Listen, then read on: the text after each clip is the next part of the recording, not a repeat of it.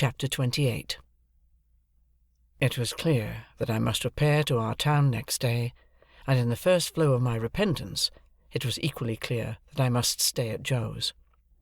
But when I had secured my box place by tomorrow's coach, and had been down to Mr. Pocket's and back, I was not by any means convinced on the last point, and began to invent reasons and make excuses for putting up at the Blue Boar.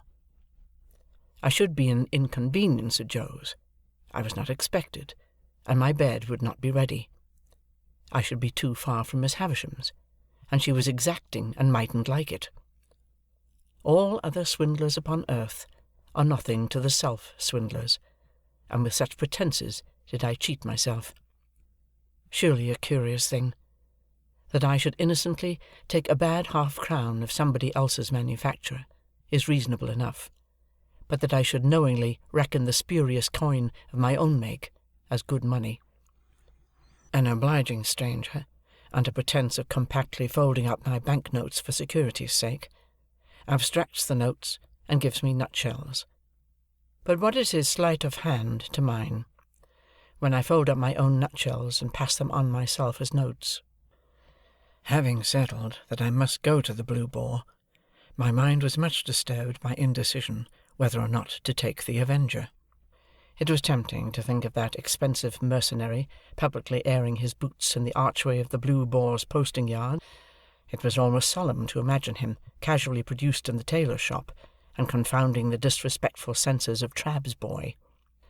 On the other hand, Trabb's boy might worm himself into his intimacy, and tell him things, or, reckless and desperate wretch as I knew he could be, might hoot him in the High Street.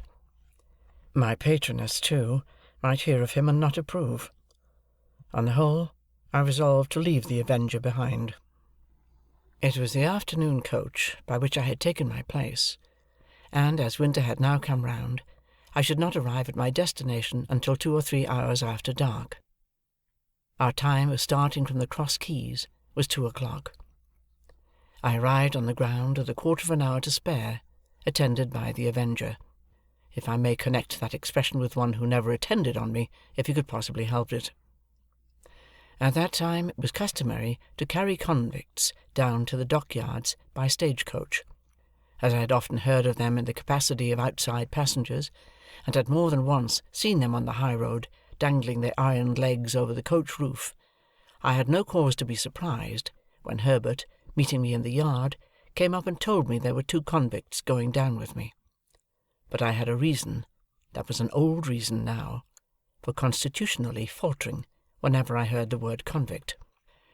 "You don't mind them, Handel?" said Herbert. "Oh, no. I thought you seemed as if you didn't like them."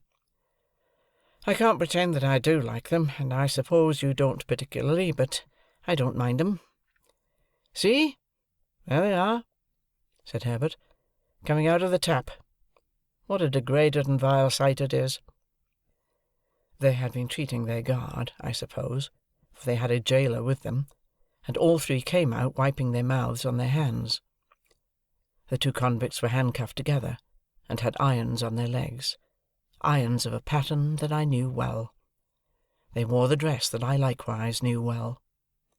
Their keeper had a brace of pistols, and carried a thick-knobbed bludgeon under his arm, but he was on terms of good understanding with them, and stood, with them beside him, looking on at the putting to of the horses, rather with an air as if the convicts were an interesting exhibition, not formally open at the moment, and he the curator.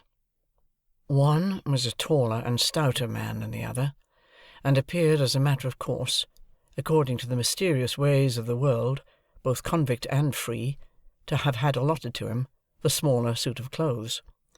His arms and legs were like great pin-cushions of those shapes, and his attire disguised him absurdly, but I knew his half-closed eye at one glance. There stood the man whom I had seen on the settle at the Three Jolly Bargemen on a Saturday night, and who had brought me down with his invisible gun. It was easy to make sure that as yet he knew me no more than if he had never seen me in his life. He looked across at me, and his eye appraised my watch-chain, and then he incidentally spat and said something to the other convict, and they laughed, and slew themselves round with the clink of their coupling manacle, and looked at something else.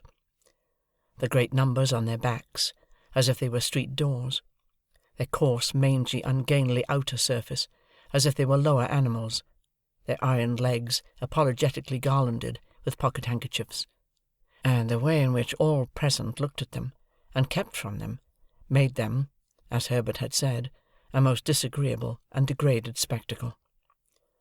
But this was not the worst of it.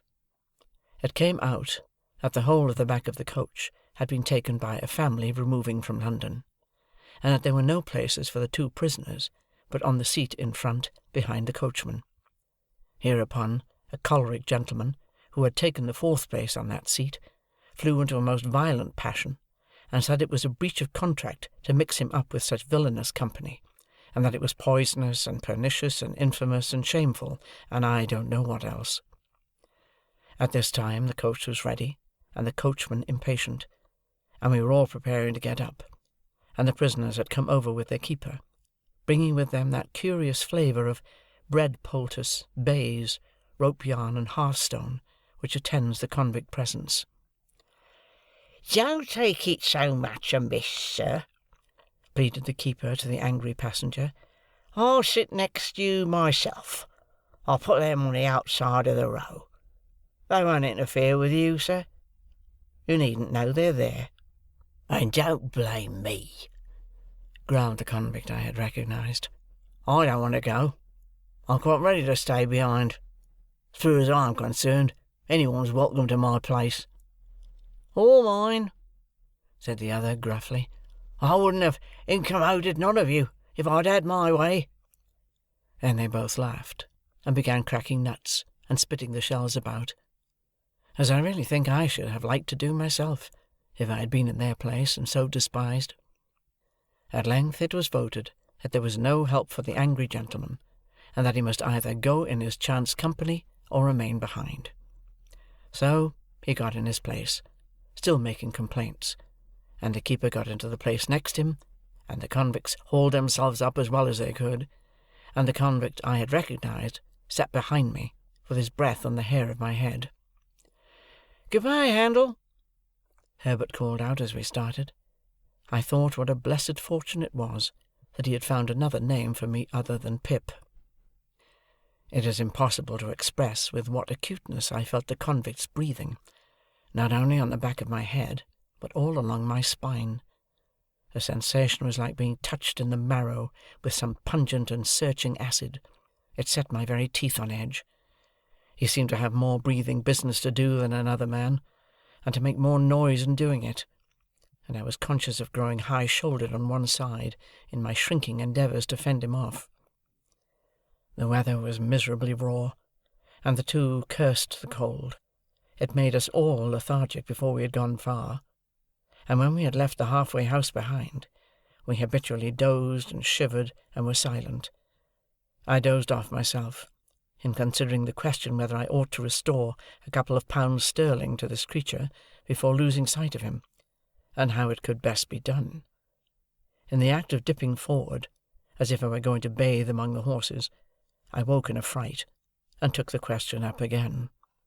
But I must have lost it longer than I had thought, since, although I could recognise nothing in the darkness and the fitful lights and shadows of our lamps, I traced marsh country in the cold damp wind that blew at us. Cowering forward for warmth, and to make me a screen against the wind, the convicts were closer to me than before. The very first words I heard them interchange, as I became conscious, were the words of my own thought. 2 £1 notes. How did he get 'em? Said the convict I had never seen. How should I know? Returned the other. He had 'em stowed away somehows. Given by friends, I expect. I wish, said the other, with a bitter curse upon the cold, that I had 'em here. 2 £1 notes, or friends? 2 £1 notes. I'd sell all the friends I ever had for one, and think it a blessed good bargain. Well, so he says. So he says, resumed the convict I had recognised. It was all said and done in half a minute, behind a pile of timber in the dockyard. You're a-going to be discharged?" Yes, I was. Would I find out that boy had fed him and kept his secret and give him them 2 £1 notes? Yes, I would. And I did. "More fool you," growled the other. "I'd have spent them on a man in wittles and drink. He must have been a green one. Mean to say he knowed nothing of you? Not a ha'porth. Different gangs and different ships. He was tried again for prison breaking, and got made a lifer." "And what was that? Honour? The only time you worked out in this part of the country?" "The only time." "What might have been your opinion of the place?" "A most beastly place. Mudbank, mist, swamp, and work, swamp, mist, and mudbank." They both execrated the place in very strong language, and gradually growled themselves out, and had nothing left to say. After overhearing this dialogue, I should assuredly have got down and been left in the solitude and darkness of the highway, but for feeling certain that the man had no suspicion of my identity. Indeed, I was not only so changed in the course of nature, but so differently dressed, and so differently circumstanced, that it was not at all likely he could have known me without accidental help. Still, the coincidence of our being together on the coach was sufficiently strange to fill me with the dread that some other coincidence might at any moment connect me, in his hearing, with my name. For this reason, I resolved to alight as soon as we touched the town, and put myself out of his hearing. This device I executed successfully. My little portmanteau was in the boot under my feet. I had but to turn a hinge to get it out. I threw it down before me, got down after it, and was left at the first lamp on the first stones of the town pavement. As to the convicts, they went their way with the coach, and I knew at what point they would be spirited off to the river. In my fancy, I saw the boat, with its convict crew waiting for them at the slime-washed stairs. Again heard the gruff, "Give way, you!" like an order to dogs. Again saw the wicked Noah's Ark lying out on the black water. I could not have said what I was afraid of, for my fear was altogether undefined and vague, but there was great fear upon me. As I walked on to the hotel, I felt that dread, much exceeding the mere apprehension of a painful or disagreeable recognition, made me tremble. I am confident that it took no distinctness of shape, and that it was the revival for a few minutes of the terror of childhood. The coffee-room at the Blue Boar was empty, and I had not only ordered my dinner there, but had sat down to it before the waiter knew me. As soon as he had apologized for the remissness of his memory, he asked me if he should send Boots for Mr. Pumblechook. "No," said I, "certainly not."